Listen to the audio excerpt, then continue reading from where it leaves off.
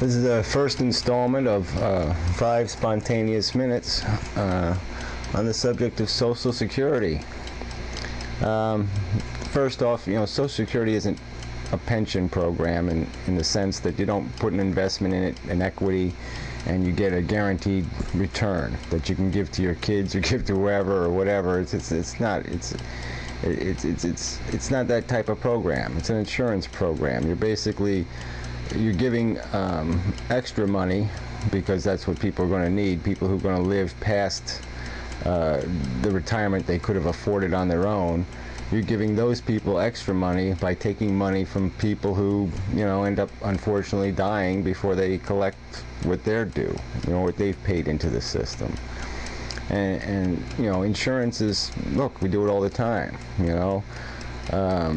Insurance is an unknown concept, and it makes sense because it's the only real way you can protect people against their own longevity and against disability. And so that's the kind of program it is. So these people who want this program to pay them back what they put into it, well, guess that's not that doesn't make any sense. You could do that on your own. That doesn't do anybody any good. I mean, that's stupid. And the whole idea that we'd even debate the idea of converting an insurance program into some sort of bank account, that's sort of all it is, some kind of savings club at the bank or whatever. I mean, it's just stupid.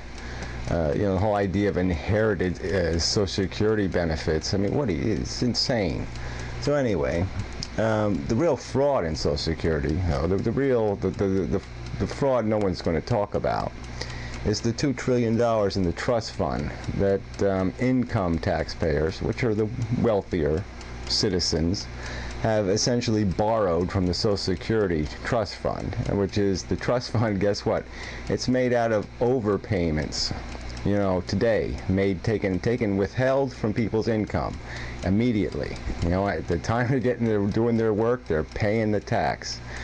And so they put this extra money in so that rich people, income taxpayers, can essentially borrow it, $2 trillion worth, so they can invest the money in the stock market and they can make nice gains, 15-20% on their money,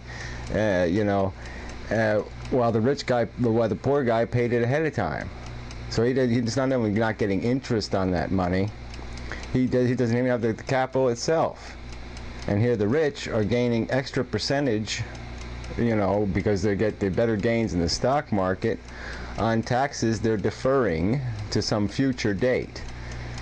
And then, people like Steve Forbes or these other people come out with some flat tax notion, because what they want to do? When it comes time to pay the bill, they don't want to pay the bill. The people who borrowed the money don't want to pay it back. What they want to do is come up with some scheme where they can get the poor people to pay themselves back. So that's the big fraud here.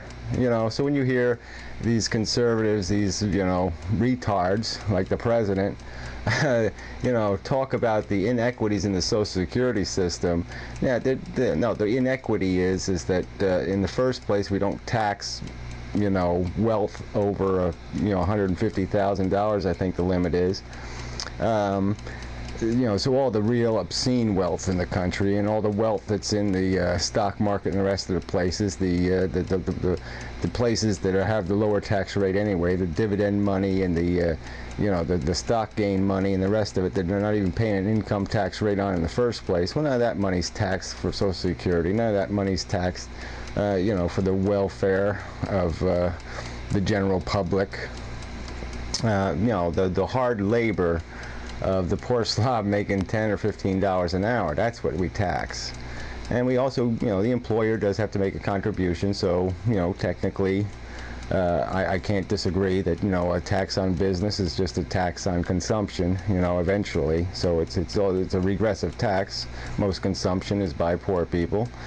But regardless, most consumption based on employment.